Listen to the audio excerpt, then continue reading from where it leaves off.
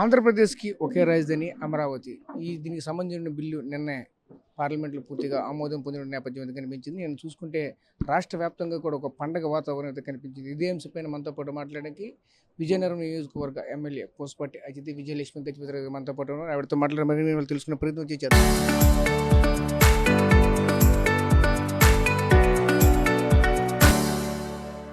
Madam గారు చెప్పండి, ఎలా చూడాలి ఏంటి? నేను చూస్తూ ఉంటే ఒక రాష్ట్ర వ్యాప్తంగా కూడా ఒక పండగ వాతావరణం అయితే నెలకొంది. దీన్ని ఎలా చూడాలి ఏంటి?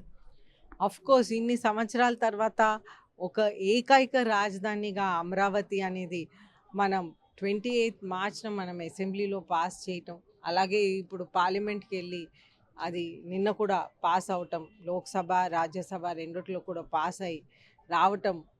అయితే ఒక సెక్షన్ 5లో మనం ఒక క్యాపిటల్కి ఒక పేరు అమరావతి అనేది ఉండటం ఎంతో సంతోషం అనిపిస్తుంది. ఎందుకంటే మనకి విభజన అయ్యాక రీఆర్గనైజేషన్ యాక్ట్లో ఒక క్యాపిటల్ అని ఉంది, కానీ ఆ క్యాపిటల్ పేరు అమరావతి అనేది ఒకటి యాడ్ చేయటం అనేది ఎంతో సంతోషం అనిపిస్తుంది. మనం చూస్తుంటే అమరావతికి ప్రత్యేకంగా రైతులు ఇంత ల్యాండ్ అనేది ఇచ్చారు.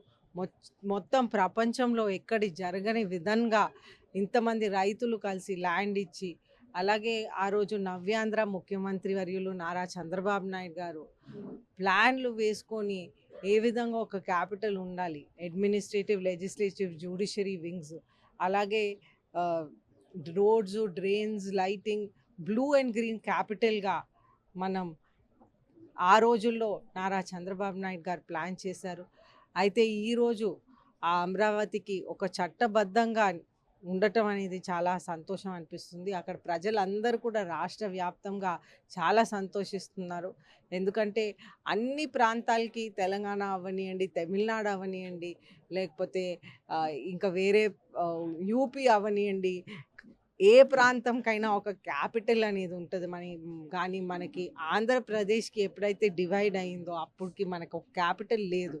అయితే ఇన్ని సంవత్సరాల తర్వాత ఒక క్యాపిటల్ అనేది రావటం ఎంతో సంతోషం అనిపిస్తూ ఉంది. అలాగే చూస్తుంటే క్యాపిటల్కి ఎంత ప్లానింగ్ జరిగిందంటే ఒక ఏఐ సిటీ, ఒక స్పోర్ట్స్ సిటీ, ఆ విధంగా కూడా మన నారా చంద్రబాబు నాయుడు గారు వారి ఎక్స్పీరియన్స్ ద్వారా వారు ఇన్ని సంవత్సరాలు ముఖ్యమంత్రిగా చేశారు కనుక ఇటువంటి అద్భుతమైన ప్లానింగ్ కూడా జరుగుతూ ఉందనేది ముఖ్యంగా ప్రజలందరికీ తెలియజేస్తూ సెలవు తీసుకుంటారు. నిన్న జగన్మోహన్ రెడ్డి కూడా మాట్లాడుతూ చెప్తే ఒక మావిగన్ అంటూ ఒక నేమ్ తీసుకొచ్చారు. అది ఏంటి అంటారు? దాని గురించి ఏం చెప్తారేంటి?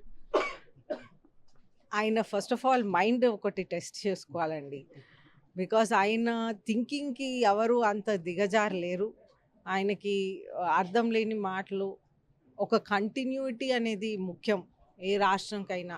అయితే ప్రత్యేకంగా మనం చూసుకుంటే ఈ చట్టం కూడా ఎవరైనా నార్మల్ మనిషి అప్పుడు అమరావతిని ఆలోచించినాక కూడా ఆయన అసెంబ్లీ సాక్షిగా ఆమోదం పొంది మళ్ళీ తర్వాత మాట తిప్పాడు. అయితే ఈ విధంగా ఆయన ఏమనుకుంటాడో, ఏమంటాడో, ఏం చేస్తారనేది అది వేరే విషయం, పక్కన పెట్టాలి. అలాగే ప్రజలు, ముఖ్యంగా ప్రజలు ఇంత మన ముఖ్యమంత్రి వాళ్ళు నారా చంద్రబాబు నాయుడు గారు చేస్తుంటే ప్రజలు ఒక కంటిన్యూటీ అనేది ఇస్తే, కంటిన్యూటీ అనే గవర్నెన్స్ చాలా ముఖ్యం. మనం గుజరాత్ ఈ విధంగా ఈరోజు ఉందంటే అది ప్రత్యేకంగా ఒక కంటిన్యూటీ అనేది ఉంది కాబట్టి ఈ విధంగా ఉంది. కాబట్టి ప్రజలు కూడా బాగా ఆలోచించి ఒక కంటిన్యూటీ అనేది ఎన్డీఏ ప్రభుత్వంకి ఒక 15 years 20 years ఇస్తే మన రాష్ట్రం ఒక అగ్ర రాష్ట్రంగా ఉండి మిగిలిపోయి ఒక విజన్ 2047 ఏదైతే మన ప్రైమ్ మినిస్టర్ వికసిత్ భారత్, మన ముఖ్యమంత్రి వర్యులు నారా చంద్రబాబు నాయుడు గారు చెప్పినటువంటి స్వర్ణాంధ్ర 2047 అనేది ఇంప్లిమెంట్ చేసి ప్రజలకి చూపెట్టగలరు. దీని ద్వారా తెలుగు రాష్ట్రం ఆంధ్రప్రదేశ్ ఒక అగ్ర రాష్ట్రంగా మిగిలిపోయే అవకాశాలు ఎక్కువగా ఉంటాయి. అయితే ఇవి చేయటానికి ప్రజలు కూడా సహకరించి ఒక కంటిన్యూటీ ఆఫ్ గవర్నమెంట్ అనేది కంప్లీట్గా ఇవ్వాలి. అయితే ఒక 15-20 years ఈ ఎన్డీఏ ప్రభుత్వంని ఇదే విధంగా ఉంచితే ఒక ముందుకు తీసుకువెళ్ళే అవకాశాలు అనేది ఉంటాయి.